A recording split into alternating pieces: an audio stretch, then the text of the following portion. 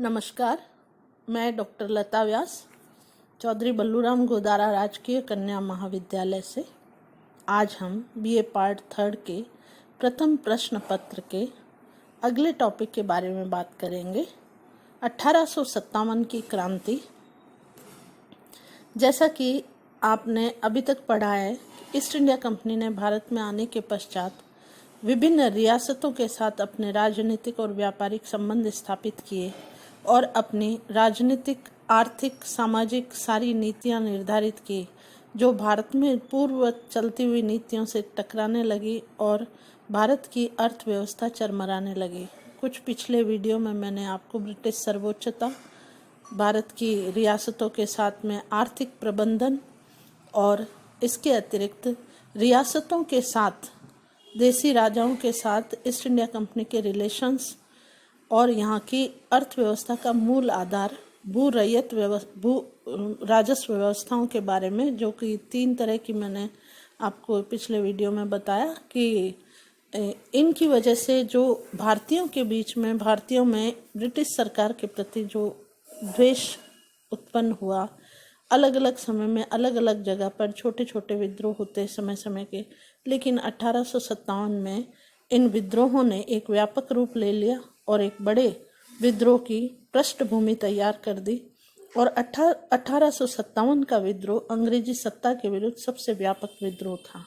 अधिकांश अंग्रेज लेखकों ने मात्र सैनिकों के असंतोष को विप्लव का कारण बताया और उन्होंने यह सिद्ध करने का प्रयास किया कि भारतीय सैनिकों में तीव्र असंतोष था और जोश में आकर उन्होंने अंग्रेज सैनिक अधिकारियों के विरुद्ध हथियार उठाए। किंतु उनका जोश में आकर उनका यह कथन भ्रांतिपूर्ण प्रतीत होता है। हम बात करेंगे 1857 की सशस्त्र क्रांति के पीछे क्या कारण रहे। तो हम देखते हैं कि सबसे पहले हम बात करेंगे राजनीतिक कारणों के बारे में। विप्लव के जो अधिकांश जो राजनीतिक कारण थे, उसमें सबसे पहला हम देखते हैं डलहौजी की साम्राज्यवादी नीति, जो कि गोद निषेध नीति के कारण विप्लव के अधिकांश राजनीतिक कारण डलहौजी की साम्राज्यवादी नीति से उत्पन्न हुए थे। डलहौजी के गोद निषेध सिद्धांत से भारतीय जनता उत्तेजित हो उठी। इस सिद्धांत के अंतर्गत विभिन्न भारतीय नरेशों और राजवंशों को समाप्त कर दिया गया। कुछ राज्यों पर कुशासन का आरोप लगाकर और उनका अपहरण कर लिया गया। अवध अंग्रेजों का सर्वाधिक घनिष्ठ मित्र था, किंतु उसका भी अपहरण या अधिग्रहण कर लिया गया।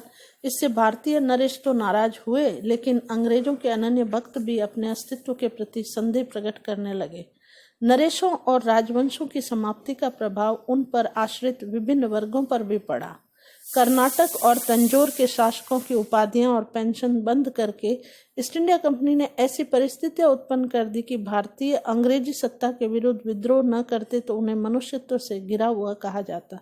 झांसी के अधिग्रहण से यह स्पष्ट हो गया कि अंग्रेजी साम्राज्यवाद के समक्ष शासकों के हित सुरक्षित नहीं रह सकते हैं। इसके पश्चात भारतीय राजाओं के साथ दुर्व्यवहार किया गया और साम्राज्यवादी जो डलहौजी की नीति थी, उसमें कुशासन का आरोप लगाकर कई राज्यों को ब्रिटिश साम्राज्य का अंग बना लिया गया। मुगल सम्राट बहादुर शाह सेकंड के साथ भी दुर्व्यवहार किया गया। इससे भारतीय जनता क्रुद्ध हो उठी और मुगल सम्राट बहादुर शाह द्वितीय भावुक व्यक्ति थे। देसी शासकों और भारतीय जनता के मन में अब भी मुगल सम्राट के प्रति श्रद्धा थी। अंग्रेजों ने उनकी प्रतिष्ठा पर प्रहार करना आरंभ कर दिया। मुगल सम्राट को नजर देना, सम्मान प्रदर्शित करना बंद कर दिया। सिखों से बादशाह का नाम हटा दिया गया। तब भी उन्हें संतोष नहीं हुआ और उन्होंने मुगल सम्राट के उत्तराधिकारी के प्रश्न पर खड़ा करके सम्राट और साम्राज्ञी की इच्छा के विरुद्ध उसके 8 जीवित पुत्रों में जो खुद की पसंद का था उसे युवराज घोषित कर दिया और मिर्जा कोयास को अपमानजनक संधि के लिए बाध्य किया गया। भारत का गौरव समाप्त कर दिया। सैनिक दृष्टि से ईस्ट इंडिया कंपनी अजेय समझी जाती थी, परंतु प्रथम अफगान युद्ध की घटना से भारतीयों के मन में यह बात जम गई कि यदि अफगान अपनी स्वतंत्रता की रक्षा के लिए अंग्रेजों से टक्कर ले सकते हैं तो भारतीय क्यों नहीं। और इसी समय इनका आत्मविश्वास बढ़ गया और क्रांति का उचित वातावरण तैयार हो गया। आगे हम अन्य कारणों के बारे में बात करेंगे। अब हम 1857 की क्रांति के प्रशासनिक कारणों के बारे में बात करेंगे। 1857 की क्रांति के पीछे प्रशासनिक कारण क्या क्या रहे, तो सबसे पहले हम देखते हैं कि प्राचीन संस्थाएं समाप्त हो गई। ईस्ट इंडिया कंपनी ने प्रारंभ से ही प्रशासन में भेदभावपूर्ण नीति अपनाई। लॉर्ड कॉर्नवालिस ने सदैव भारतीयों को अविश्वास की दृष्टि से देखा। उसने भारतीयों को उच्च पदों से वंचित कर दिया। यद्यपि 1833 के चार्टर एक्ट में जाति और रंग भेद की नीतियां समाप्त कर कंपनी की सेवा से ही भारतीयों से लेने की घोषणा की गई थी, किंतु इस नीति को एक्ट की धारा को कभी कार्यान्वित ही नहीं किया गया। इसके पश्चात हम देखते हैं कि भारतीयों को उच्च पदों से वंचित कर दिया गया। न्यायिक क्षेत्र में ईस्ट इंडिया कंपनी के या अंग्रेज न्यायाधीश भारतीय न्यायाधीशों से श्रेष्ठ समझे जाते थे और भारतीय जजों की अदालतों में उनके विरुद्ध कोई मुकदमा दायर नहीं हो सकता था। अंग्रेजों ने जो विधि प्रणाली लागू की वह भारतीयों के लिए बिल्कुल नई थी, जिसे वे ठीक से समझ भी नहीं पाते थे। इस न्याय प्रणाली में अत्यधिक धन और समय नष्ट होता था, फिर भी अनिश्चितता बनी रहती थी। भू राजस्व के नाम पर अनेक लोगों की जमीनें छीन ली गई। भू राजस्व को नियमित करने के नाम पर जमींदारों को पट्टों की छानबीन करवाई गई तथा अनेक लोगों की जमीनें छीन ली गई।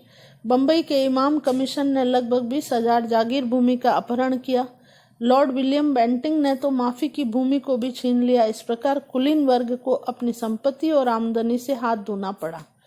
इससे कुलीन वर्ग क्रुद्ध हो गया और किसानों की दशा सुधारने के नाम पर स्थायी बंदोबस्त, रैयतवाड़ी और महलवाड़ी प्रणाली लागू की गई और प्रत्येक बार किसानों से पहले की अपेक्षा दुगना या उससे भी अधिक लगान लिया जाने लगा। इसके साथ ही हम आगे देखते हैं कि कुलीन वर्ग को अपनी संपत्ति से हाथ धोना पड़ा। कृषक वर्ग भी अंग्रेजों से क्रुद्ध हो गया था और प्रजातीय भेदभाव भी ये रखते थे, क्योंकि भारत में कंपनी की सर्वोच्चता स्थापित होने के साथ ही प्रशासन में एक शक्तिशाली ब्रिटिश अधिकारी वर्ग का विकास हुआ। यह अधिकारी वर्ग अपने आप को भारतीय कर्मचारियों से पूरी तरह अलग रखता था और हर प्रकार से उन्हें अपमानित करता था। भारतीय कर्मचारियों के साथ उनका व्यवहार बहुत खराब था। इतना ही नहीं, वे अंग्रेजों को भारतीयों से मिलने जुलने तक नहीं देते थे और अंग्रेजों की इस प्रजाति भेदभाव की नीति से भारतीय क्रोधित हो उठे। इस तरह प्रशासनिक जो कारण था वो भी एक महत्वपूर्ण कारण बना। ईस्ट इंडिया कंपनी के खिलाफ जो 1857 की क्रांति हुई